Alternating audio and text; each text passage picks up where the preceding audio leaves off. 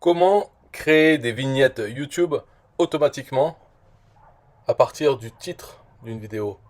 Donc le but, c'est que quand on ajoute une nouvelle vidéo à sa chaîne YouTube, il y ait une vignette qui soit créée donc automatiquement.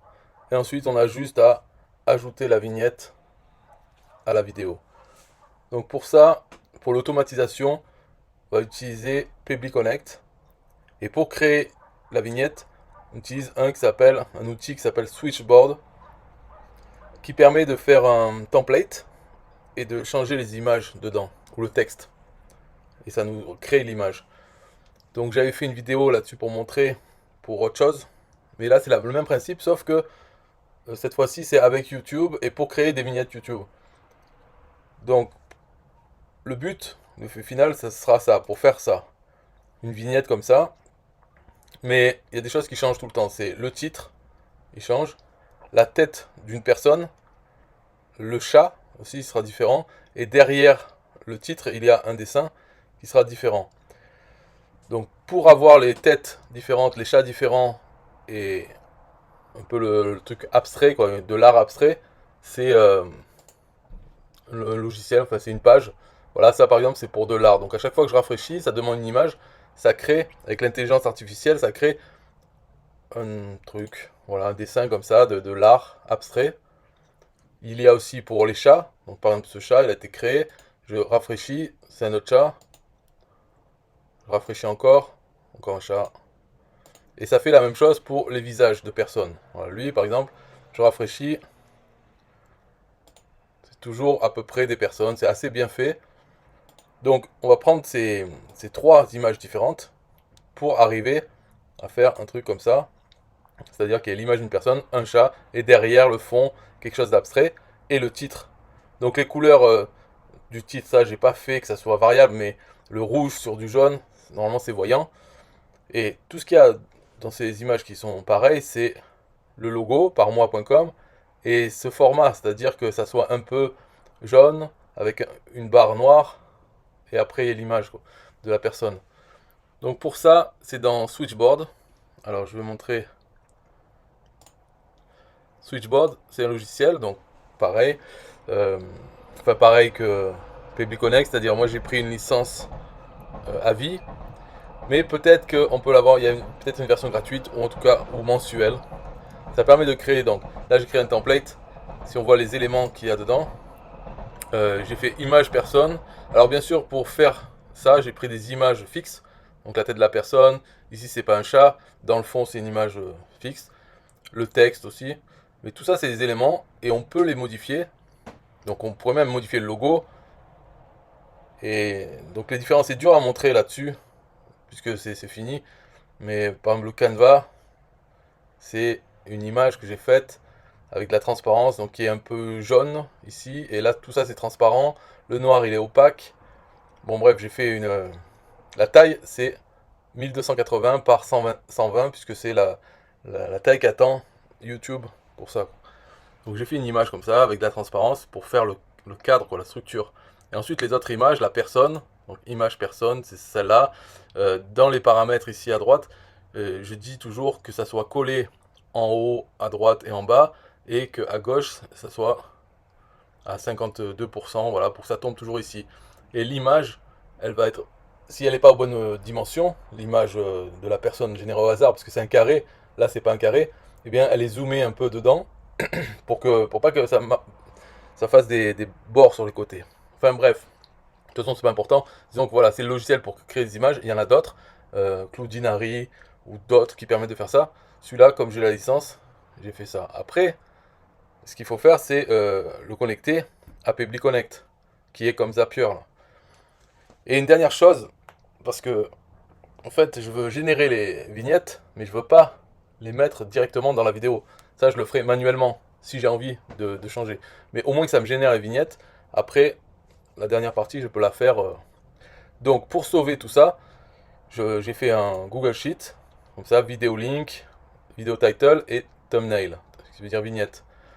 Donc, le Public Connect, ce qu'il va faire, il va remplir des lignes. Quand il en fait une, il rajoute une ligne avec l'URL de la vidéo sur YouTube, son titre et le fichier le dessin, l'image de la vignette.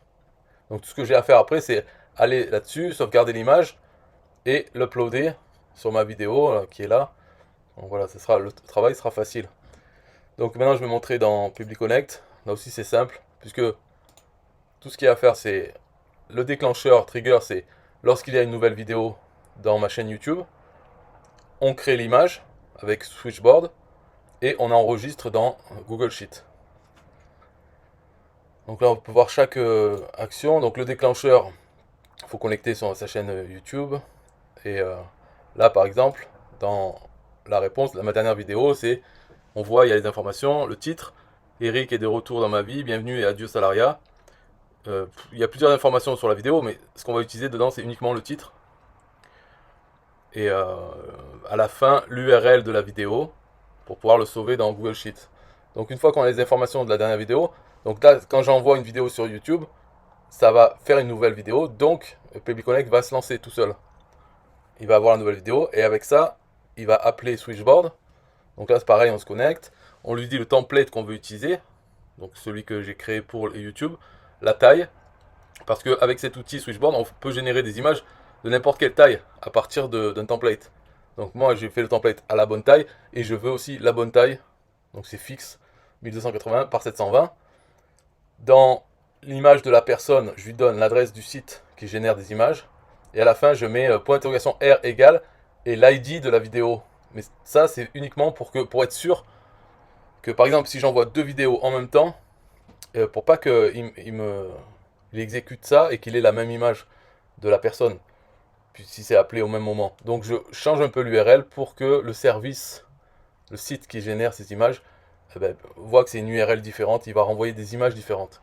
Voilà, je fais ça pareil pour les autres champs qui sont le chat et le tableau artistique là.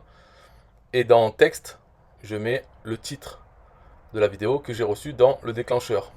Donc ici, voilà, on a le titre de la vidéo. Donc je lui mets ça dans le champ, dans Switchboard, pour qu'il écrive ce titre. Ensuite, donc quand on le fait, ça nous donne le résultat et ça nous donne l'URL de l'image qu'il vient de créer. Et donc je prends cette information et d'autres pour les mettre dans Google Sheet. C'est pareil, on connecte son compte Google Sheet, on dit quelle feuille de calcul on veut, donc YouTube Thumbnail c'est le nom, dans quelle feuille, quoi, dans ce document, et là on remplit les colonnes. Donc vidéo link, on met le lien qu'on a dans le déclencheur, vidéo title pareil, le titre qu'on a dans le déclencheur, et thumbnail, on lui met ce qu'on a eu dans l'action Switchboard, l'URL de l'image finale. Et ça s'arrête là, voilà. Donc, moi je serai alerté puisque c'est quand j'envoie des vidéos, donc je sais que ça se fait en gros toutes les 10 minutes. On voit en haut là, cette action, chaque 10 minutes, il va voir s'il y a de nouvelles vidéos sur ma chaîne YouTube. Donc je sais que maximum 10 minutes après, j'aurai la vignette faite et je peux envoyer plusieurs vidéos et toutes les vignettes seront ajoutées dans mon Google Sheet. Après, je pourrai les mettre à jour. Donc pourquoi je ne fais pas automatiquement de mettre à jour les vignettes? Parce que dans Public Connect, l'action, il y a une action qui permet d'éditer une vidéo. Mais le problème de ça, c'est qu'il y a des champs qui sont obligatoires. Par exemple, titre, description. Si je laisse vide description, ça me l'efface. Ça me met rien dans la description, donc elle sera vide, description de la vidéo. Et le problème de ça, c'est que quand il y a une nouvelle vidéo et qu'on a les informations, ici, là, on a la description, mais elle n'est pas entière, c'est juste un résumé, quoi. C'est quelques premières lignes de la description. J'ai pas la description en entier, donc je ne peux pas la remettre dans l'action. Sinon, ouais, je pense que je l'aurais fait automatiquement, de mettre à jour la vignette. Mais bon, il y a d'autres problèmes. Il y a les tags, par exemple. Le champ tag, on ne le reçoit pas du tout avec ça. Donc il faut faire une deuxième action pour aller chercher les tags. Et après, pour les remettre dans la vidéo quand on modifie, eh bien, voilà, il faut galérer. Tout ça, c'est bien, mais elle n'est pas encore bien faite, cette action mettre à jour. Il faudrait que si on laisse vide, ça laisse la description sans la toucher. Et pareil pour les tags et tout, et on puisse changer juste l'image, la vignette. Donc voilà pourquoi j'ai fait à la main. Mais c'est déjà bien, ça, au moins ça crée les vignettes rapidement, et après il n'y a plus qu'à les mettre. C'est pas très important de l'avoir dès qu'on l'envoie, quoi. Voilà, c'est tout pour cette vidéo. C'était rapide, c'est pas génial, c'est pas idéal, mais bon, c'est quand même automatisé. Ciao.